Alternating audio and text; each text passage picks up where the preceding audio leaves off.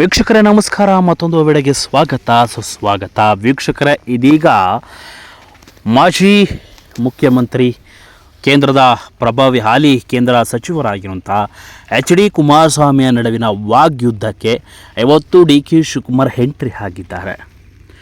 Entry ಆಗಿ ಇವತ್ತು ಪ್ರದೀಪ್ ಈಶ್ವರ್ಗೆ ಕರೆ ಮಾಡಿ ಕ್ಲಾಸ್ ತೆಗೆದುಕೊಂಡಿರುವಂಥದ್ದು ವಿಚಾರ ಬೆಳಕಿಗೆ ಬಂದಿದೆ.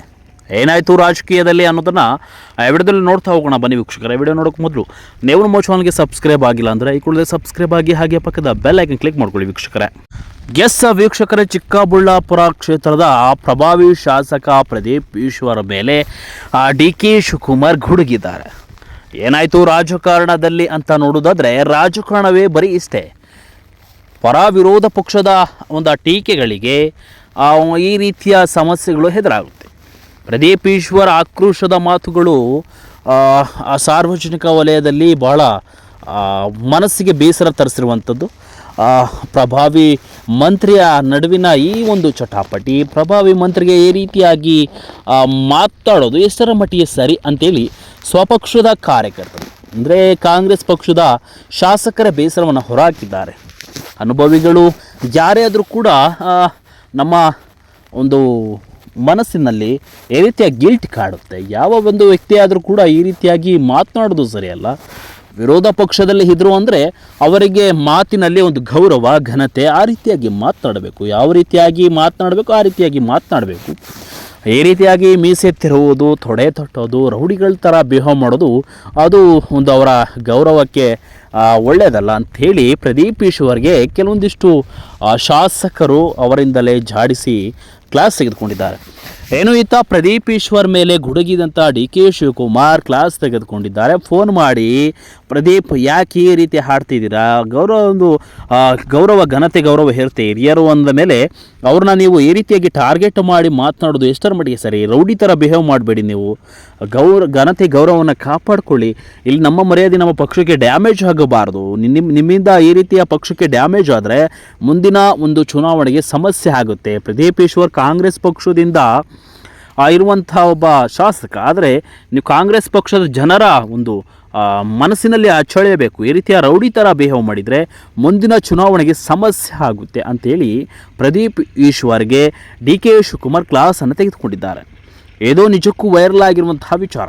ಈ ವಿಚಾರ ಆದ ಬೆನ್ನಲ್ಲೇ, ಮಾತುಕತೆ ನಡೆದ ಬೆನ್ನಲ್ಲೇ ಇದೀಗ ದಿಢೀರ್ ಅಂತ ಹೇಳಿ ಸಿದ್ದರಾಮಯ್ಯ ಮನೆಗೆ ಭೇಟಿಯನ್ನು ಕೊಟ್ಟಿದ್ದಾರೆ. ಮಾತುಕತೆಯನ್ನು ಮಾಡಿದರು. ಅದಾದ ಬಳಿಕ ಚಪ್ಪಲಿ ಎಸೆದ ವಿಚಾರಕ್ಕೆ ಸಂಬಂಧಪಟ್ಟಂತೆ ಬೇಸರವನ್ನು ಹೊರಹಾಕಿದ್ದಾರೆ, ಕಣ್ಣೀರನ್ನು ಹಾಕಿದ್ದಾರೆ. ಸಾರ್, ನನ್ನ ಅಪ್ಪ ಅಮ್ಮನ್ನ ನಿಂದಿಸಿದ್ದಾರೆ, ನನಗೆ ಚಪ್ಪಲಿಯನ್ನು ಎಸೆದಿದ್ದಾರೆ ಅಂಥೇಳಿ ಕಣ್ಣೀರನ್ನು ಹಾಕಿದ್ದಾರೆ. ಅದರಲ್ಲೂ ಕೂಡ ಸಿದ್ದರಾಮಯ್ಯನವರ ಗತ್ತು ಗಮ್ಮತ್ತು ನಿಮಗೆಲ್ಲರಿಗೂ ಗೊತ್ತೇ ಇದೆ. ಹಾಗಾಗಿ ಸುಮ್ಮನಿರೆಯ, ನಿಂದೆ ತಪ್ಪು ಅಂಥೇಳಿ ಜಾಡಿಸಿದ್ದಾರೆ. ಏಕವಚನದಲ್ಲಿ ಮಾತನಾಡೋದು, ಮೀಸೆ ತಿರುವುದು, ಸವಾಲು ಹಾಕೋದು ಇವೆಲ್ಲವನ್ನು ಬಿಡಬೇಕು. ಮಾತಿನಲ್ಲಿ ಹೆಡ್ತಾ ಇರಬೇಕು. ಏಕವಚನದಲ್ಲಿ ಯಾರನ್ನೂ ಕೂಡ ಮಾತನಾಡಬಾರ್ದು. ವಿರೋಧ ಪಕ್ಷದಲ್ಲಿದ್ದಾರೆ ಅಂತೇಳಿ ಅವ್ರನ್ನ ಹೇಗೆ ಬೇಕಾಗಿ ಮಾತನಾಡೋದು ಸರಿಯಲ್ಲ.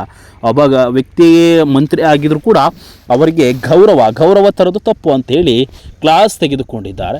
ಇವತ್ತಿನ ಒಂದು ಬಹಳ ಹೈಲೈಟ್ ಆಗಿರುವಂಥ ವಿಚಾರ, ಪ್ರದೀಪ್ ಈಶ್ವರ್ಗೆ DK ಶಿವಕುಮಾರ್ ಬೈದು ಬೆಂಡೆತ್ತಿರುವಂಥ ವಿಚಾರ.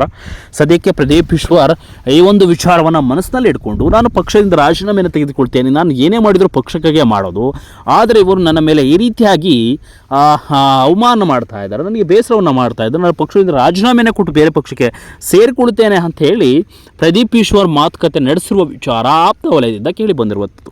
ಸದ್ಯಕ್ಕೆ ಪ್ರದೀಪ್ ಈಶ್ವರ್ ಬಹಳ ನೋವನ್ನು ಅನುಭವಿಸಿದ್ದಾರೆ. ಯಾವುದೇ ಒಂದು ವಿಚಾರದಲ್ಲೂ ಕೂಡ ಭಾಗಿಯಾಗ್ತಾ ಇಲ್ಲ, ಅಷ್ಟು ನೋವನ್ನು ಅನುಭವಿಸಿದ್ದಾರೆ. ಯಾಕೆಂದರೆ ಪಬ್ಲಿಕ್ ಪ್ಲೇಸ್ನಲ್ಲಿ ಚಪ್ಪಲಿ ಎಸೆದ ವಿಚಾರ ಭಾಳ ನೋವನ್ನು ತರಿಸಿರುವಂಥದ್ದು. ಅವರ ತಾಯಿಯನ್ನು ನಿಲ್ಲಿಸಿದ್ದಾರೆ, ಹುಚ್ಚ ಅಂತೆಲ್ಲ ಕೂಗಿದ್ದಾರೆ.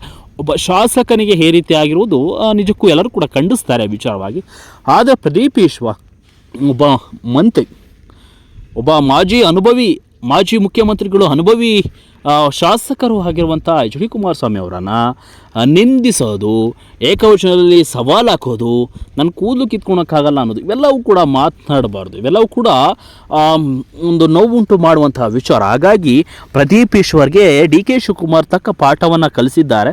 ಸೊ ಪ್ರದೀಪ್ ಈಶ್ವರ್ ಇವತ್ತು ಮನಸ್ಸಿನಲ್ಲಿ ಇಟ್ಕೊಂಡು ರಾಜೀನಾಮೆ ಕೊಡುವ ನಿರ್ಧಾರವೇನಾದರೂ ಮಾಡ್ತಾ ಇದ್ದಾರಾ, ಆಪ್ತರು ಏನು ಹೇಳ್ತಾರೆ, ಸೊ ಅದನ್ನು ನೋಡಬೇಕು. ಮುಂದಿನ ದಿನಗಳಲ್ಲಿ ಈ ವಿಚಾರವನ್ನು ಹೈಲೈಟ್ ಆಗಿ ತೋರಿಸ್ತಾ ಇದ್ದಾರೆ. ಸೊ ಪ್ರದೀಪ್ ಈಶ್ವರ್ಗೆ ಅವಮಾನ ಮಾಡಿದ್ದಾರೆ ಅಂತೇಳಿ ಮಾತನಾಡೋದು. ಪ್ರದೀಪ್ ಈಶ್ವರ್ಗೆ ಅವಮಾನ ಆಗೋಕ್ಕಿಂತ ಮುಂಚೆ ಪ್ರಭಾವಿ ಶಾಸಕರು ಅವರ ಘನತೆ ಗೌರವ ಹೆಂಗಿರಬೇಕು ಅನ್ನೋದನ್ನು ಪಾಠವನ್ನು ಇವತ್ತು ಡಿ ಕೆ ಶಿವಕುಮಾರ್ ಹೇಳಿಕೊಟ್ಟಿದ್ದಾರೆ. ಸೊ ಮುಂದಿನ ದಿನಗಳಲ್ಲಿ ಅದನ್ನು ತಿದ್ದುಕೊಡ್ತಾರಾ, ಇಲ್ಲ ಈ ರೀತಿಯಾಗಿ ಹಾರಾಡ್ತಾರಾ, ತೂರಾಡ್ತಾರಾ?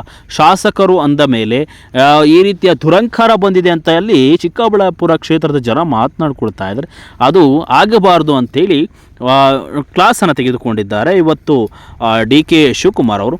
ಸೊ ಏನಾಗುತ್ತೆ ರಾಜಕೀಯದ ಭವಿಷ್ಯ ನೋಡೋಣ. ಪ್ರತಿನಿತ್ಯ ವಿರೋಧ ಪರವಿರೋಧಗಳು ನಡೆಯೋದು ಸಹಜ.